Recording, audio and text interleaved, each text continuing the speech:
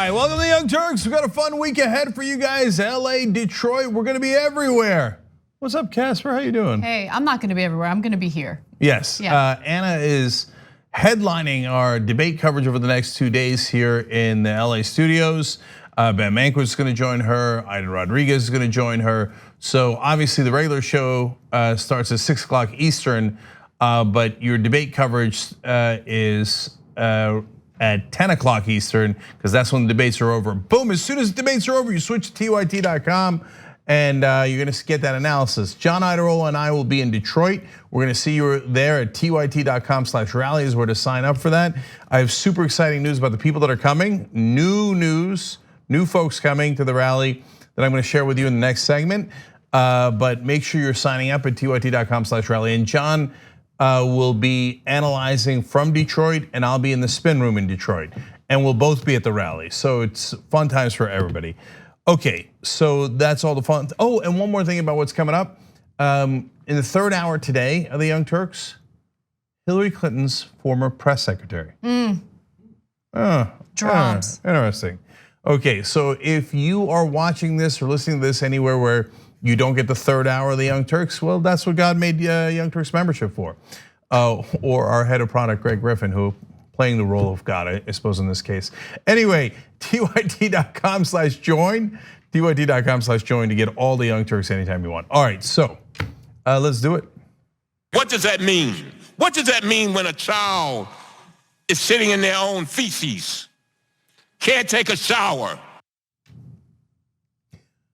Well, that was Representative Elijah Cummings tearing into the acting head of Department of Homeland Security, Kevin McAleenan.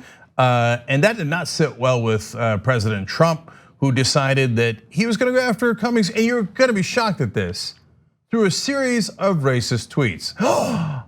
Okay, we'll give you what Trump said, and then of course, how he is spectacularly wrong. Right. Anna, details. Right, so Donald Trump decided, okay, well, I need something to distract Americans away from this situation. So why don't I focus on what always works well for me, racism. So he goes after Representative Cummings, who is the chair of the House Oversight Committee, which is why he had an opportunity to grill McAleenan the way he did.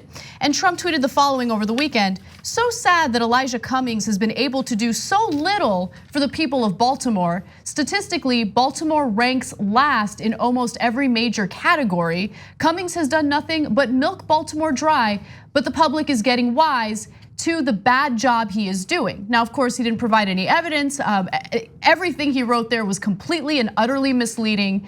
And he was encouraged, in my opinion, by a conversation that took place on Fox and Friends. And I want to show you exactly what that conversation looked like.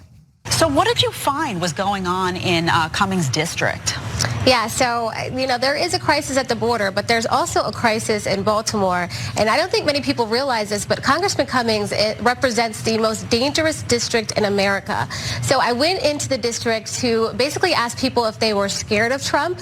Congressman Cummings said on a talk show on last Sunday, I believe, that his constituents were afraid of Trump. And as I go in and I start talking to people, I realize just what the living conditions are for not just the residents, but even the children there, and what they've been playing around. There's abandoned row homes filled with trash, homeless addicts, empty needles that they have used, and it's really right next door. So it's attracting rodents, cockroaches, you name it.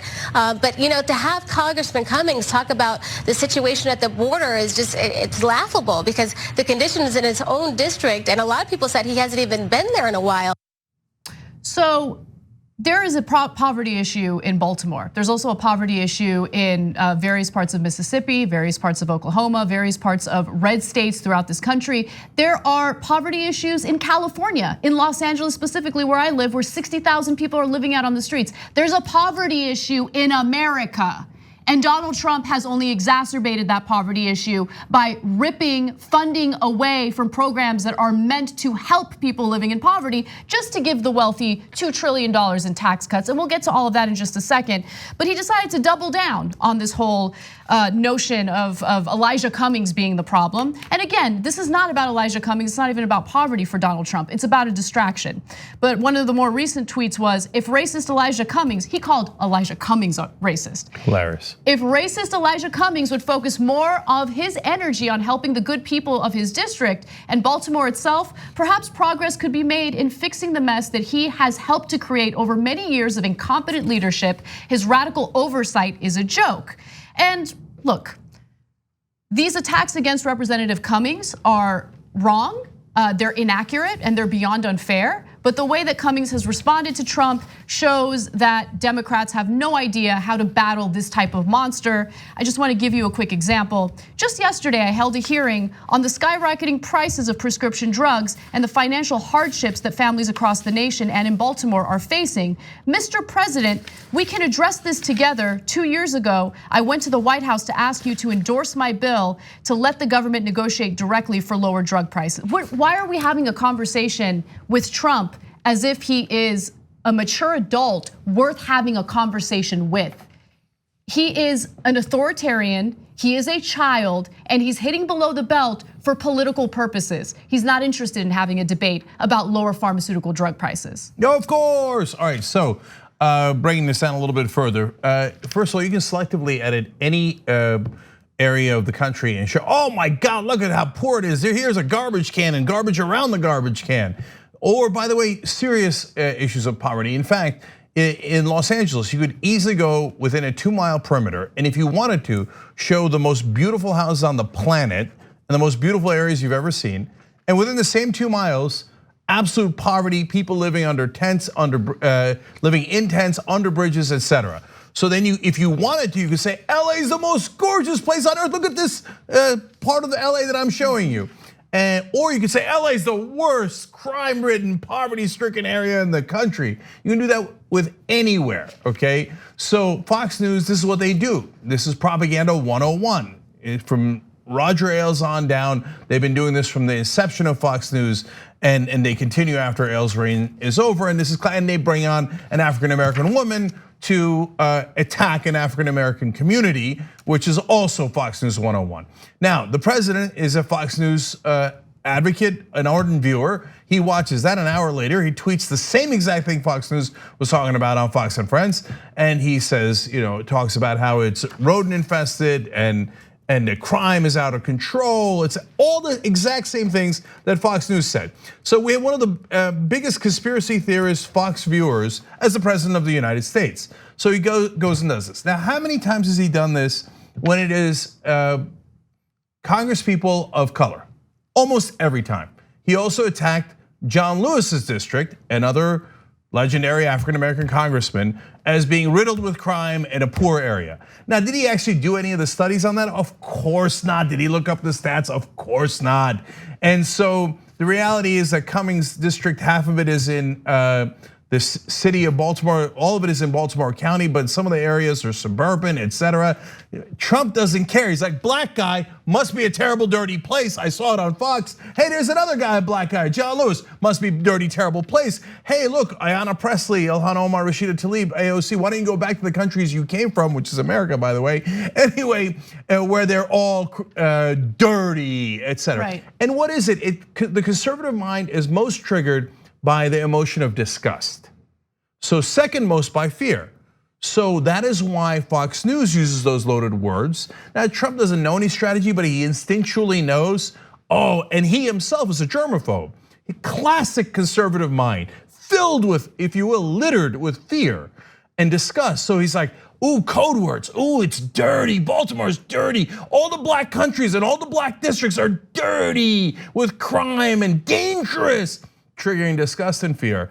And conservative viewers love it, and that's what made Fox News #1. That's why they love Donald Trump so much, because he's racist in the same exact way they're racist. So my question to those conservative Trump supporters is, are you disgusted with yourself? Because chances are you're living in part of the country that's also coping with rising homelessness, unaffordable housing prices, just squalor everywhere, a lack of funding for programs that actually keep cities clean and safe. I mean, we're dealing with this throughout the country. So take a good hard look at the community that you live in, because chances are you probably see it right outside your doorstep. And so what has Trump done to help alleviate these issues? Nothing. If anything, he has exacerbated them. I mean, just last week, we did a story about how the Trump administration is kicking 3 million people off of food assistance or food stamps. Why do you think he's doing that? You think he's doing that to help lift people and pick them up by the bootstraps? No, he's doing that because he's looking for ways to save money after he gave the wealthy $2 trillion in tax cuts. And by the way, Donald Trump seemed to think that Obama needed to take responsibility for what was going on in Baltimore when Obama was the president. Now that Trump is the president, what's the issue? Why isn't he taking responsibility for poverty in America? And I want to go back to some of Trump's old tweets from 2015, starting with graphic 7. So in April of 2015, Trump tweeted the following: "Our great African-American president hasn't exactly had a positive impact on the thugs who are so happily and openly destroying Baltimore. What about you, Trump? You got elected in 2016. What have you done about the so-called thugs in Baltimore?" Let me give you more. April 2015 again, President Obama: "You have a big job to do. Go to Baltimore and bring both sides together. With proper leadership, it can be done. Do it." What about you, Donald Trump? What are you doing to bring both sides together? If anything, he's capitalizing and exploiting division in America. And then finally, can we drop Donald Trump off? So he's tweeting someone or quoting someone who said, "Can we drop Donald Trump off in the middle of Baltimore so he can show Obama how it's done? I would fix it fast." Oh, you would, Trump. You would fix it fast. Well, you're president. What are you doing to fix it fast? Well, it's been 2.5 years. So is 2.5 years fast? Or do you not care about the people in Baltimore? Do you know that Baltimore's in the United States of America, the country that you are president of? He makes it sound like it's a foreign country, and in his mind it is. So look, I'm tired of pointing out his racism.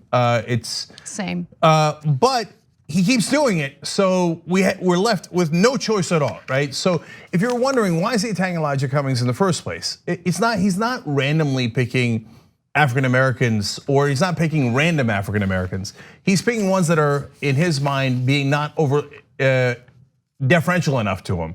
If you bow down to him, then he's got no problem with you. Oh, great, go on Fox News, you'll be fantastic. Even better if you attack other blacks, okay? But if you're a strong advocate for Democratic Party or progressive issues or the African American community, then he's gonna come for you. And when he does, that's when the racism kicks in. So guys, I know that a lot of people think, oh my God, it's strategy and he's trying to rile up his base. And by the way, pundits, this is an important aside. When Trump goes to rile up his base, you always think like, oh, strategy, good thinking, and I don't agree with it, it's not morally right, but oh, you see the strategy he's using. When Democrats go to rile up their base, you're like, stupid, don't do that, don't do that. Riling up a base is a terrible idea. Wait, which one is it? Okay, so but it is not just based on his base. No, it's his instinctual reaction. These are the stereotypes he's had in his head forever. That's why he doesn't like black people, he doesn't like Latinos, he doesn't like Muslims, unless you have a lot of money, in which case he's like, oh yeah, I'll make a deal. As long as you give me money, I'm okay with it. But listen to his original tweets. He said, Representative Elijah Cummings has been a brutal bully, shouting and screaming at the great men and women of the Border Patrol about conditions at the southern border, when actually his Baltimore district is far worse and more dangerous. So let me pause there to point out, see, he didn't like it when Cummings was pointing out the terrible conditions. So this is his way of doing a strike back. Like, oh yeah, Baltimore's even worse. Why is it worse? Because it's black. I mean, I'm sure that Fox is right about the rodents, etc. In fact, he continues, his district is considered the worst in the USA. As proven last week during a congressional tour, the border is clean, efficient, and well run, just very crowded. That's again because of Trump. Cummings district is a disgusting rat and rodent infested mess. If he spent more time in Baltimore, maybe he could help clean up this very dangerous and filthy place. So look, my issue with this story, and this story literally, I've had enough, because every week it's something new. Last week it was Trump going after the so-called squad, telling them to go back to where they came from. The week before that, it was some other racist story. So the question is, how does the media appropriately handle and cover these types of stories? Let's not waste our time with the debate. Donald Trump is racist, but hey, this is a great opportunity to talk about a real problem in America aside or beside racism, which is poverty. He is drawing attention to poverty, so let's focus on that. But the media doesn't do that. Instead, they have the same panels on with the same people who have the same debate about whether or not Donald Trump is racist. He's racist, okay? Welcome to 2015, he's racist, okay? I know you're late to the party, but the same debate is getting real tired for the vast majority of Americans who are suffering from the economic injustice in this country. So you said welcome to 2015. Which is appropriate. It's now obviously 2019, but he was racist in 2015 when he was doing the birther conspiracy theory, right? Of course. And when he was, and he's such a buffoon. Oh, I'll fix it fast, Baltimore. I'll fix it. Now that he's president, oh, Baltimore is the worst, and it's because of black people like Cummings and the people that live in there, right?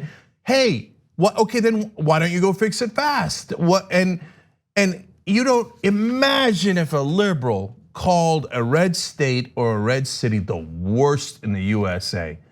Heads would explode if we were like those losers down in Mississippi. What a bunch of losers. They're the worst. By the way, statistically, Mississippi, long run by Republicans, is the worst. Mississippi and Alabama are almost always at the bottom. Statistically, they are horrific when it comes to poverty and almost every other metric, right? Now, go ahead, Republicans. You're not gonna get it, but actually they don't care about hypocrisy. They'll get outraged by it today. They'll take that clip and be like, can you believe it? Can you believe it? This is a real America's Alabama and Mississippi, not like goddamn Baltimore filled with black people. I mean, I didn't mean that. I meant like, oh yeah, just theoretically I'm against Baltimore, but you're not allowed to criticize any red state. Well, goddamn it, no way. And the right response to that, Cenk, is, then why don't you love Mississippi and Alabama? Why do you continue to see Mississippi and Alabama dealing with the economic conditions it's dealing with? Why have Republicans turned their backs on Alabama and Mississippi? Right, that's the right response. But Democrats are playing hopscotch, right? They're playing games. They're talking about, oh, Mr. President, maybe we can work together for this and that. There's no working together. There's no working together. We don't have people fighting right now on the right side. And every time there is a member of Congress who does fight, like members of the squad, they get beaten down by their own party. I'm sick of it. I'm sick of it. I'm sick of having the same debate every single week. Well, look, a lot of the people in the mainstream are now beginning to flip because they're sick of it. Even I've had Peter Dow on this program, one of the biggest Hillary Clinton advocates in 2016, he has flipped. And he's like, they're losers, you're right. I'm paraphrasing here, but the Democratic leadership is weak. Now today, in the third hour, I'm gonna have Brian Fallon on. He's was the press secretary for Hillary Clinton. He's flipped, saying I can't take it anymore. The weakness of the Democrats is stunning and unacceptable. Again, I'm paraphrasing. Watch the whole Young Turks. If you don't get the whole show, tyt.com/join and become a member and watch all of it. Look, I used to go on media and criticize Nancy Pelosi and Chuck Schumer, and I'd get blowback, like, how could you? Those are the beloved geniuses running the Democratic Party. Now I go on, even in radio in San Francisco, all the callers light up going, God damn it, when are they ever gonna fight for us? And the reality is almost never. So they're just being outraged and offended, we're exhausted from it. That's easy. We actually need you to take action against Donald Trump. Let's take a break, but when we come back, we are going to talk about the giant hypocrisy of the Kushner family and how it owns property in Baltimore, essentially slumlords in Baltimore. And then we are gonna get into a deep dive about the economic situation for the majority of Americans and how economic injustice is something that's fueled by the Republican Party. We hope you're enjoying this free clip from the Young Turks. If you wanna get the whole show and more exclusive content while supporting independent media, become a member at tyt.com/join today. In the meantime, enjoy this free segment. All right, back on the Young Turks, Cenk and Anna with you guys. Eclectic Miscellanea writes in on our member section. I'm so glad to be watching TYT again live with my TYT family after spending the weekend with my Republican in-laws. It didn't even take 5 minutes for my wealthy father-in-law to start attacking the new cannabis legalization law in Illinois and the gas tax there going up a whopping 19 cents. Even though it'll create thousands of infrastructure jobs and fix crumbling roads, maybe I should gift him a TYT subscription. Exactly right. Okay, tyt.com/gift if you want to do that. Pork Chop Express says, Trump supporters do not associate him with the government. To them, Trump is his own entity and the government is what's causing all of this, not him. Then let's never elect another Republican ever again, because they say, well, I'm not part of the government, Well, then what are you doing as the head of the government? Exactly. And if you're not going to fix anything, shut up and go home. I guess you. Pelosi says he's doing self-impeachment. Just do self-impeachment, which is a resignation, and just go home. But of course, he's not doing that. Instead, he's driving the government into the ground and then complaining about it. Real quick, this is why I love Parks and Recreation, right? That show, because Ron Swanson is like this anti-government libertarian, but he is like the head of the Parks and Recreation department. Yep. That's America in a nutshell. Yeah, indeed. Kiki Lutefisk says on Twitter, I live in Mississippi. Our Republican leaders tell us everything is great in Mississippi and that the liberal media is the only problem we have. It's such a joke. Oh yeah, the liberal media.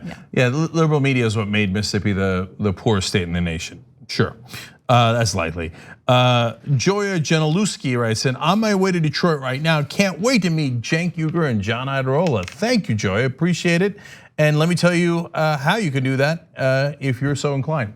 So the next Democratic debates are tomorrow. We're gonna have live coverage, of course, on tyt.com/live. But John Iadarola and myself will be in Detroit, and we're not only going to be covering the debates and in the spin room talking to the actual candidates themselves, but we're also going to be holding a rally as we did in Miami before the debates, but only one night. That's tomorrow night on July 30th. And so you can find out more at tyt.com/rally and sign up. And if you're among the first set of organizers to arrive, the first 100 people that arrive at the Westin, and you'll get information if you sign up at tyt.com/rally, are going to get a free debate watch party where you'll be able to watch the debates, have some pizza and food and drinks. I don't believe they're alcoholic. I don't think we're that rich, but we do provide free pizza for you guys, and then watch the Young Turks coverage after the debates as well. That's for the first 100 people, and I want to tell you about some of the great speakers. So Westin Book Cadillac Hotels where you got to be at 4:15. If you want to join us later, there's no problem. We're in front of the auditorium where the debates are being held, and the rally itself starts at 6:30. Okay, and the speakers now is Abdullah Saeed, who was a great progressive who ran for governor in Michigan. He's going to join us now. Varshini Prakash, who is the head of the Sunrise Movement. They're having a huge rally, and they're going to bring their folks to our rally. Varshini's going to speak. Then you've got Adam Green just joined today from PCCC, all these wonderful progressive groups.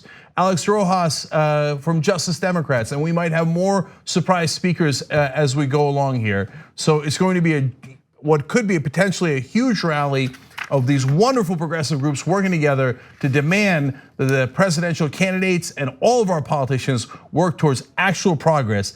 Be there, you'll be on camera with the Young Turks and see it in person. And one other thing I gotta tell you guys, only the people that are there and members can see the whole rally. We are not carrying the rally live in this case as we have in other instances. We will show you portions of it throughout our debate coverage, but if you wanna watch the whole rally, either be there or be a TYT member, tyt.com/join. Those are the only two ways you can watch the full rally, okay? So we hope we see you guys there tomorrow and look forward to both nights of coverage on the Young Turks, Tuesday and Wednesday, as we cover both debates.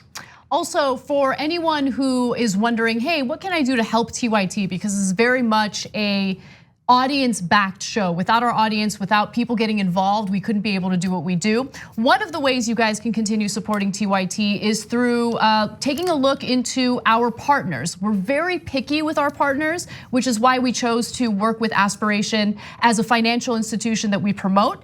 It is a wonderful institution for all the reasons that I've mentioned before. They will not charge you fees. They will give you a 2% interest rate on your savings account. And more importantly, they do not invest your money in any type of shady corporation, including fossil fuel companies.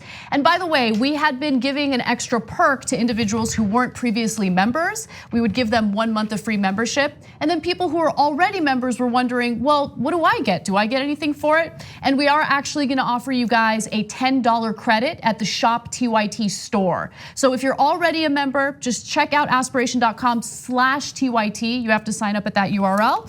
And then you can contact us at tyt.com/free30. That's where you'll have all the information. Send us a note, let us know that you opened the account, and you'll get a $10 credit for Shop TYT. All right, let's do it. All right. Donald Trump decided to attack Representative Elijah Cummings, and he blamed the representative for poverty in Baltimore, which was fascinating and also incredibly hypocritical considering the fact that Jared Kushner, his own son-in-law, owns quite a bit of property in Baltimore. Now, since he became a senior White House advisor, he had to supposedly take himself out of that family business. But the Kushner company, again, owns a lot of property that has run into code violations and issues in Baltimore. According to the Washington Post, in 2017, Baltimore County officials revealed that apartments owned by the Kushner firm were responsible for more than 200 code violations, all occurred in the span of that calendar year. Repairs were made only after the county threatened fines, local officials said, and even after warnings, violations on 9 properties were not addressed, resulting in monetary sanctions. There's more. Tenants of the Kushner properties reported mouse infestations, mold problems, and maggots. A private investigator who looked into Kushner's property management company, Westminster Management, described the managers as slumlords. Now, that is particularly ironic given that Donald Trump tweeted about how Baltimore was rodent infested and filthy. Well, partly due to your family, literally. And the investigations into his property seem to indicate that they are among the worst in the state of Maryland, and that's why they're being called slumlords. So they get sanctioned 17 different times, and in 9 of the cases, they wouldn't fix it no matter what, and they got fined. And even after that, still delays in fixing it, and that's why they call some of the folks who run these low-income properties and put no time and effort into it slumlords. It's not because they're lazy, it's because they don't care about the miserable conditions, and they'd rather take the fine than spend the money to make the conditions bearable. They think these are just poor people. We take their money and we give them nothing in return. They have no power, there's nothing they can do about it. In fact, there's an even worse twist to this story in a second. So actually, let's get right to that, because the Kushner company essentially acts as slumlords. They do not take care of these code violations. People are living in squalor because of the mismanagement of the properties. And by the way, they own as many as 9,000 rental units in Baltimore. Well, the Washington Post is reporting that the Kushner firm and its affiliated entities have been sued multiple times by Baltimore area residents who allege that the company has charged them excessive fees and used the threat of eviction to pressure them into paying.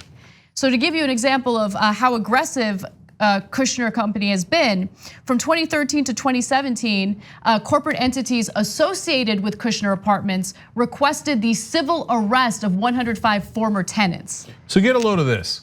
So they got 17 complexes, 9 of them, even if they're fined, they don't do anything about, and they let people live with maggots in the building and rodents everywhere in the building, and they don't care. They don't get arrested over that, even though they won't do what the government told them to do. Bare minimum sanitary conditions, right? Then they turn around, and if for some reason they think you didn't pay the excessive fines that they imposed on you in the building, they say, I want the government to arrest that person. Now, I said, wait a minute, you can't get arrested for having private debts. If you owe the government money, you can be arrested, but you can't be arrested if you owe a private citizen or a company money. So how are they doing this? Ironically, it's the swamp. So what they do is they go to the government, they say, okay, this guy hasn't paid me, and have him show up in court. And folks, oftentimes they don't even live there anymore. That's why they're former tenants. They get the notice about the court appearance in the wrong place, etc. They don't show up. If they don't show up twice, they go, aha, that's the loophole I needed. See, that was an offense against the government for not showing up in court. So I'm gonna do what's called a body attachment, which sounds terrible. And I'm gonna have you arrested for the money you owe me privately. I'm gonna use the power of the government not to fix your apartment, not to fix your housing, but to arrest you afterwards. Right. So you're taking both your life into your own hands, given how unsanitary Kushner's buildings are, if you ever live in them. But afterwards, you're also taking your liberty into play here. Because if you have a dispute over what you owe him, he'll have you arrested by his thugs. And then using the government for their own private gains, they have no problem with that. Complying with government regulations for sanity, No way they're gonna do that. And then they'll turn around and have Trump talk about how Baltimore is rodent infested and dirty. Yes, thanks to your dirty, miserable family.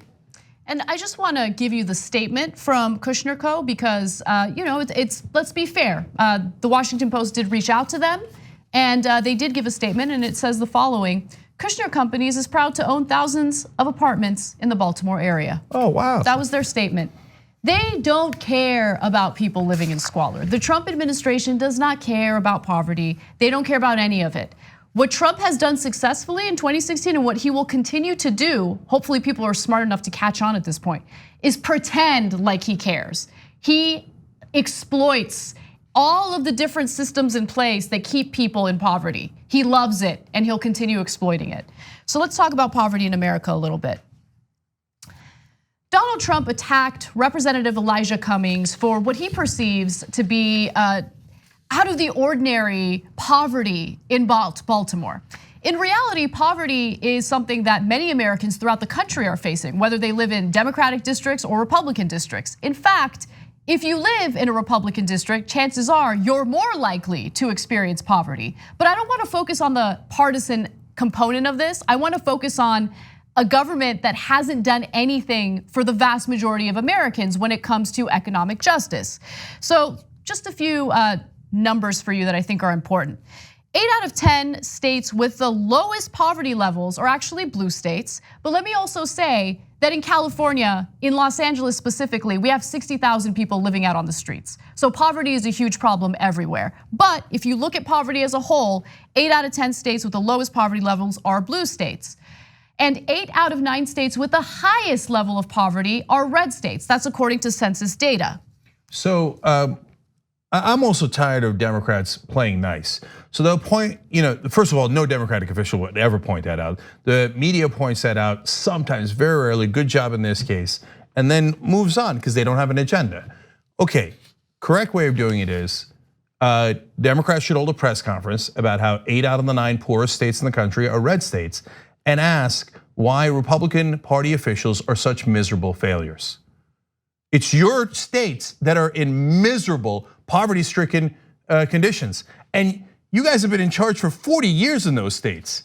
And are you ever going to fix them, you miserable failures, you losers who are obviously creating miserable conditions in the places that you operate? You don't believe in government? Well, no wonder your government doesn't work in any of those states. Right, Democrats will never do that because they'll go, oh my God, then they'll say we're against Americans. No, Trump is against Americans that live in Baltimore. They're just as American as anyone who lives anywhere in Mississippi. Well, he's against Americans, period. He's against Americans who are living in poverty because remember, it's Trump who keeps touting the economy. It's Trump who claims the economy is doing really, really well. Everyone's really successful. As the homeless rate increases throughout the country, as people are unable to afford food for their families, don't believe me? Let's take a quick look at Trump and the compilation of him bragging about how great the economy is. It's said now that our economy is the strongest it's ever been in the history of our country. You know why they're coming up, right? Because we have created the strongest economy in the history of our country. So they're coming because they want a piece of. Think of it, we have the strongest economy in history, the lowest unemployment numbers ever. Each of you is coming of age at a time of unlimited possibility. It's true, better than I think ever before. Our country is doing phenomenally well. We're going all the way. You look at what's happening outside of the United States, it's not a pretty picture. America's thriving, America's booming, and America is winning again and winning like never before. It's never been winning like this. Alma McNeely used to have a good factory job. Now she recycles cans for extra money. We have the highest stock market in the history of our country. And a lot of you with 401ks. And that's not a rich people thing. The people that own that stock are people with 401ks, everything else. You always got to start at the bottom of the totem pole. Well, you don't. Or we started out at the bottom, so that's where we got to start. But rich people, most of them didn't start out at the bottom. No, they started at the top and stayed at the top. Your front yard looks like a lake. He wasn't that yesterday. When it rains, the rest of the town's waste backs up into the Halcombs' yard. I hear that. It's a sewer. Okay, that must be where it's seeping through this sewer here. The whole middle of the country is red. You saw that in the clip. That clip was fantastic. The whole center is all bright red, meaning Republican, all red. And those little edges are blue. All those photos that you just saw in that video to juxtapose or to conflict and tell the truth about what the state of the economy is came from a Twitter user by the name of Ben, No More, No Less. And we're gonna get into his tweets in just a second, but he took photos of the poverty throughout the country, throughout various states, to show what the reality is for most Americans. And a lot of the pictures are from places that Mitch McConnell is representing, and some of the top Republican leaders. And so what happened now? I thought it was just Baltimore. No, and let's talk about Baltimore for 1 second. Trump says the economy is great, but Baltimore is dirty and miserable and poverty stricken. So is it not true that the economy is great? Or is the economy great, but not for Baltimore, and you didn't care to fix it? You thought, that's a blue district or that's a black district. I don't care. I just want my rich friends who have all their money in the stock market to do well. And if you're in miserable conditions, I'm never gonna fix it. Even though back in 2015, he said, if he was president, he could fix Baltimore fast. And obviously he hasn't. But guys, the most important thing is, it isn't about Baltimore. Poverty is everywhere across the country, in red states, and yes, of course in blue states, because all of our leaders have betrayed us. They did. They gave everything to the rich, and they set the rules so the top 1% would get almost all of the gains. Under Obama, that was also true. I remember during the economic recovery in the year 2010, 93% of the gains went to the top 1%, okay? So under George W. Bush, under Obama, under Clinton, now under Trump, even worse. The top 1% get everything and then brag about what a great economy they have for themselves, while the rest of the country lives in poverty. Exactly. So I want to just quickly go through some of the tweets coming from that account I was telling you about earlier. It was to draw attention to the fact that there are many people living in poverty in a lot of red districts throughout the country. So let's go to graphic 11.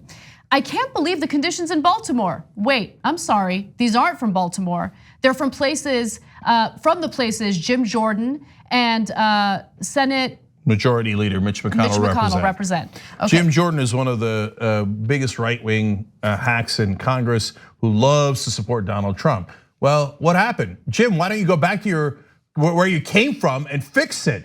I mean, your people are living in poverty. Aren't you gonna do anything about it, Jim? No, Jim Jordan's gotta get those tax cuts for the rich. That's his donors. That's what kind of a sellout Jim Jordan is, let alone Mitch McConnell, which everybody knows, even the people of Kentucky know.